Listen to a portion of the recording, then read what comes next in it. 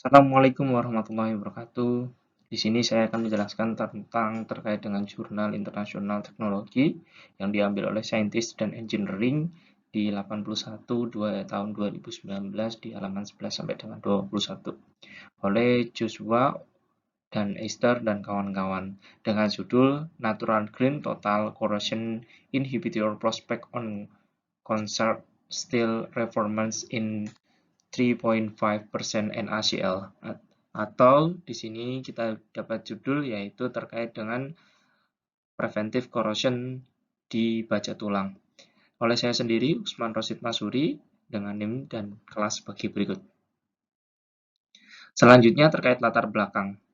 Latar belakang dari jurnal ini yang pertama adalah korosi baja tulang yang diinduksi oleh klorida atau air laut ya dalam beton merupakan faktor kerusakan utama yang mempengaruhi masa pakai yang tidak bertahan atau konstruksi yang sangat digunakan oleh infrastruktur fiskal global.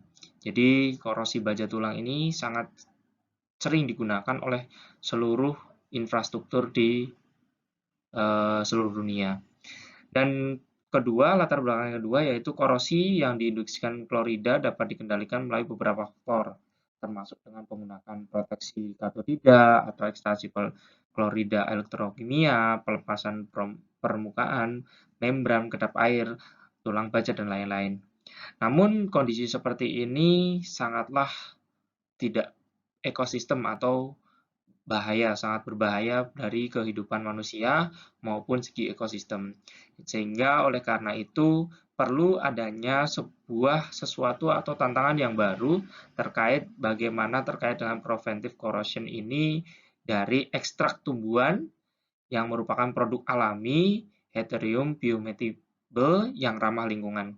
Oleh karena itu penelitian ini mengambil konseptual terkait biokimia dan anorganik daun Rhizopora Magnell L yang berada di Afrika sana untuk mendapatkan wawasan tentang prospek inhibitor korosi hijau alami dari tulangan baja yang tertanam dalam beton. Selanjutnya metode penelitian yang pertama adalah terkait dengan eksperimen material. Jadi nanti kita akan mempelajari terkait material apa sih yang akan kita gunakan terkait dengan penelitian ini. Terus yang kedua, eksperimen prosedur biokimia karakteristik. Jadi kita akan mempelajari terkait dengan karakteristik biokimia yang ada. Jadi kita akan pelajari di situ.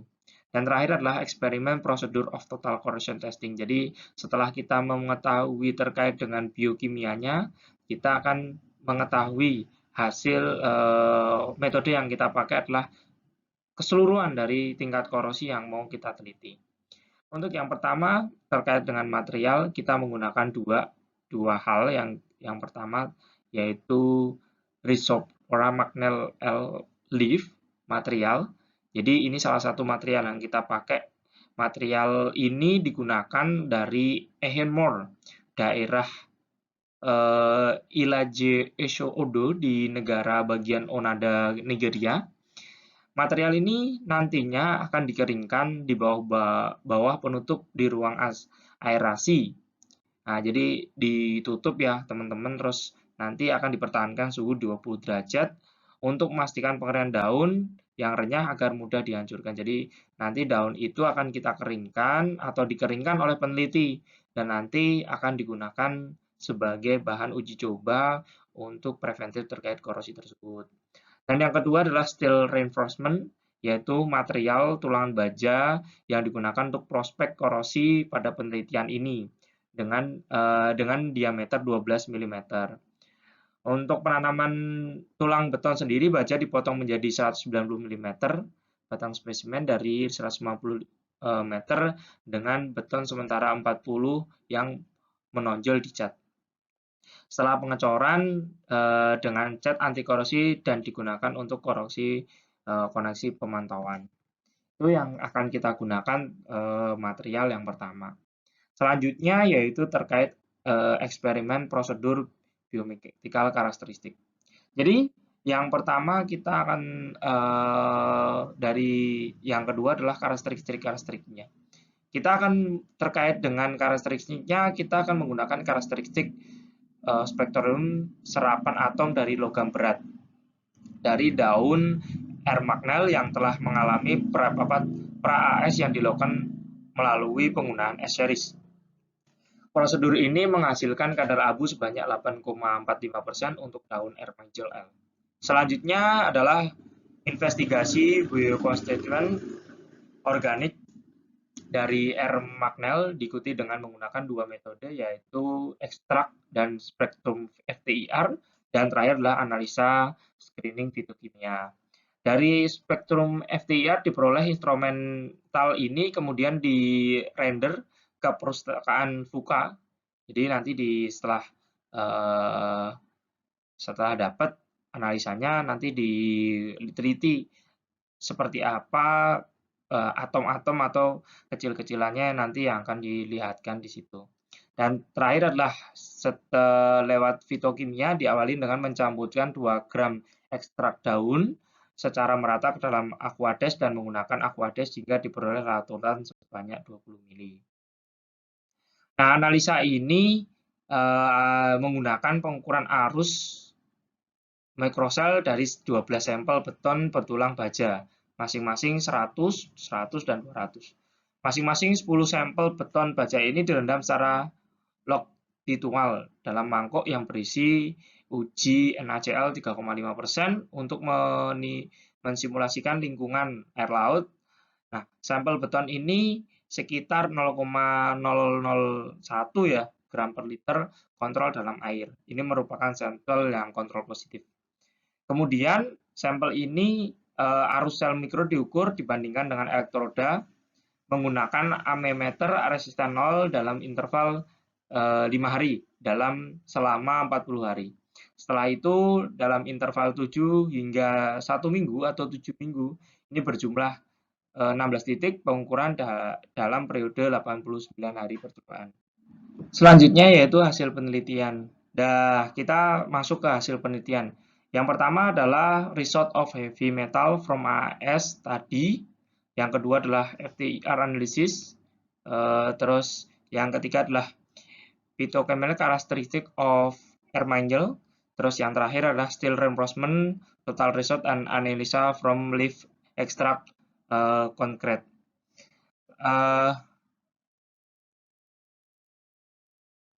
Yang pertama yaitu terkait dengan result of heavy metal from AS studi. Hasil uji AS untuk logam berat yaitu konstituen dari daun air magnel dalam penelitian ditabulasikan pada tabel 1. Hasilnya menunjukkan bahwa air magnel atau daun tersebut ini diteliti tidak mengandung timbal atau koronium. Jadi timbal atau koronium itu yang akan mengakibatkan korosi ya teman-teman kalau kalian tahu. Jadi dilihat dari tabel 1 ini menunjukkan bahwasanya dia tidak mengandung timbal atau koronium. Terus yang kedua, daun air magnel ini diteliti memiliki kandungan besi yang tertinggi menunjukkan kemampuan tanaman dalam menyerap Fe. Jadi kandungan besinya itu sangat tinggi. Jadi dia dapat menyerap Fe yang dibutuhkan dalam pertumbuhan. Jadi pertumbuhan itu ketika berfungsi untuk merespirasi tanaman tersebut. Jadi ini sangat bagus, sangat positif sekali terkait dengan hasil penelitian yang awal. Selanjutnya yaitu hasil penelitian terkait FTIR analysis of air magnel leaf extract. Kalian dapat lihat dari gambar yang pertama terkait dengan gambar ekstrak spektranya. Jadi dia dilihat dari angka 3729 sampai dengan 707 dia naik turun ya teman-teman ya. Jadi gambar 1 ini kita nggak terlalu bahas ya. Jadi kita dapat simpulkan bahwasanya gambar 1 menunjukkan spektrum FTIR yang diperoleh karakteristik ekstrak daun air magnel. Jadi ini hasilnya seperti ini.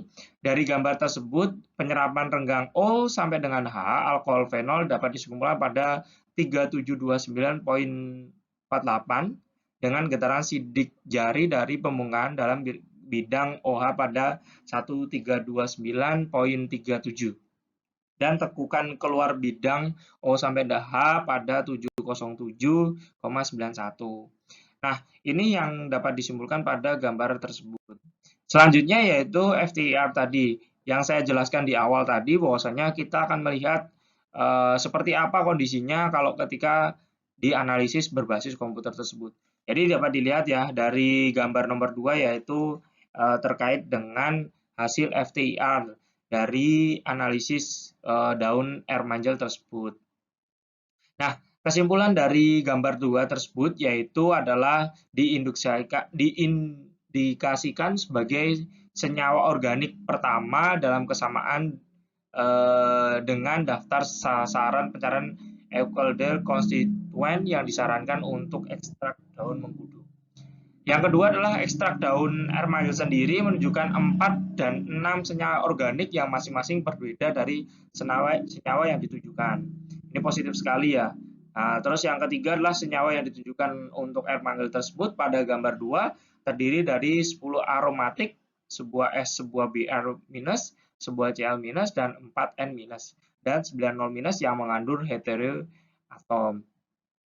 Dan terakhir adalah semua senyawa heteroatom ini berlimpah dalam ligan pasangan elektron bebas, tidak terikat, dan elektron yang diketahui menunjukkan kemampuan yang mengabsorpsi melalui interaksi antara molekul bermuatan pasangan elektron tidak terbagi atau elektron dalam ligan dalam baja tulang. Nah, selanjutnya yaitu adalah hasil terkait selanjutnya. Nah, dari hasil selanjutnya adalah hasil phytochemical characteristic of air manjel. Nah, dari hasil ini kita dapatkan adalah kehadiran tanin dalam ekstrak daun air manjel menunjukkan kesepakatan dengan temuan konstituen fitokimia pada spesies lain dari spesies Rhizopora dalam karya-karya yang dilaporkan oleh peneliti lain. Yang kedua, dari hasil fitokimia, tabel 2 juga menunjukkan bahwa ekstrak daun air manjel terdiri dari glosida yang merupakan glosida kompatibel secara biologis dari sumber alami seperti bentuk glosida yang sintetis. Nah, selanjutnya yaitu kita perlu catatan nih. Perlu catat bahwa glosida sintetis ini dalam aktif mengurangi korosi baja karbon media NaCl1. Jadi NaCl 3,5%. Jadi sangat penting, sangat luar biasa ya. Jadi dia sudah mempunyai sesuatu hal glikosida yang ini sangat efektif ternyata kita teliti terkait mengurangi korosi baja dalam karbon yang pada baja betulang. Nah, yang selanjutnya adalah pola FTIR, FTIR yang tadi di atas dari glosida yang disintetis dengan ekstrak daun air manjel menunjukkan saran bahwa pengerasan yang dimati dalam frekuensi getaran kemungkinan besar disebabkan oleh ligan lain diformasikan secara biologis alami. Nah, hal ini menimbulkan indikasi bahwasanya ekstrak daun air manjel menunjukkan prospek positif yang cocok sebagai inhibitor hijau alami untuk korosi baja tulang di lingkungan laut. Seperti itu. Nah, yang terakhir adalah hasil terkait style reinforcement. Nah, dan analisis dari air manjel tersebut. Nah, kita dapatkan dari gambar nomor 3 ya teman-teman. Ini dalam hari, terus ini dari total korosinya seberapa gede gitu kan. Nah, dari gambar 3 menunjukkan bahwa estimasi korosi di sampel kontrol 0,001 gram per liter yang dilebat NaCl tanpa ekstrak daun air manjel menunjukkan tingkat kenaikan yang lebih tinggi. Nah, jadi ini dia akan jauh lebih tinggi dibandingkan yang menggunakan ekstrak daun air manjel.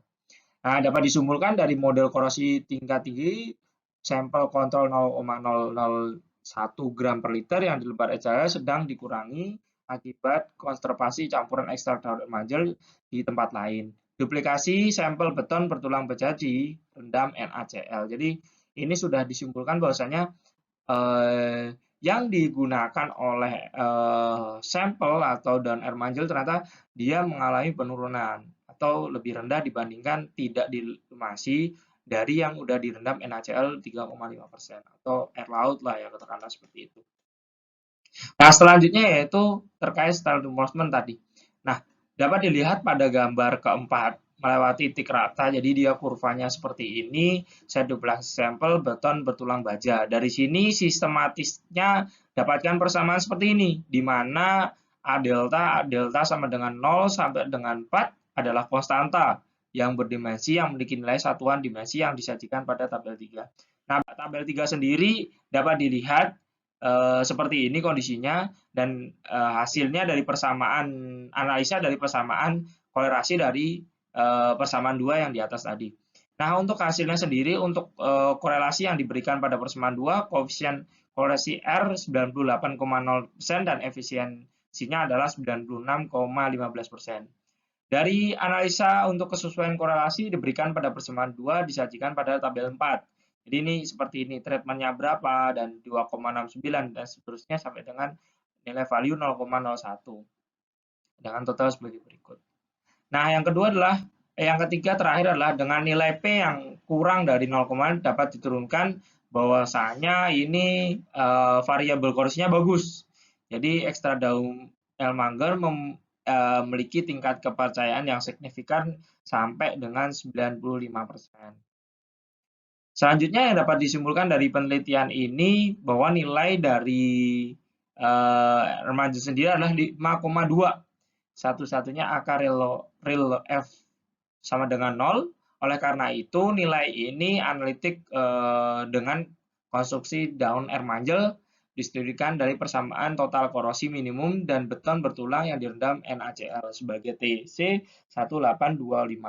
Namun sebaliknya, peningkatan lebih konsentrasi ekstrak daun Ermanjel dari 5 gram menjadi 6 gram berujung pada peningkatan total korosi menjadi dari 1828 menjadi 2257 pada hasil percobaan.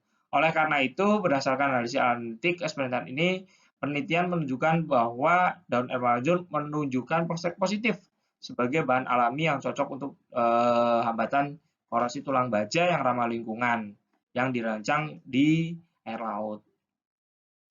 Nah, kita dapatkan simpulan yang pertama yaitu berdasarkan karakteristik biokimia daun Ermanjel dalam penelitian ini bahwa bahan tanaman ini kaya akan biokonstituen dan ligan organik atau organik sehingga cocok sekali untuk inhibitor hijau alami korosi tulang baja di lingkungan korosif. Salah satunya adalah air laut.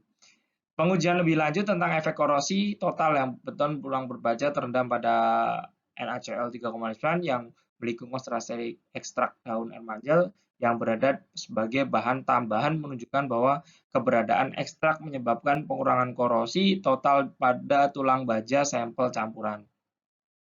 Yang terakhir adalah prospek positif dari hasil ini dikuatkan oleh studi eksperimen dan analisis yang mendukung kesesuaian ekstrak daun Ermanjel sebagai bahan tanaman alami untuk tulang baja hijau atau hambatan korosi pada beton yang dirancang untuk lingkungan laut. Mungkin sekian dari presentasi dari saya. Apabila ada kesalahan, mohon maaf sebesar-besarnya. Assalamualaikum warahmatullahi wabarakatuh.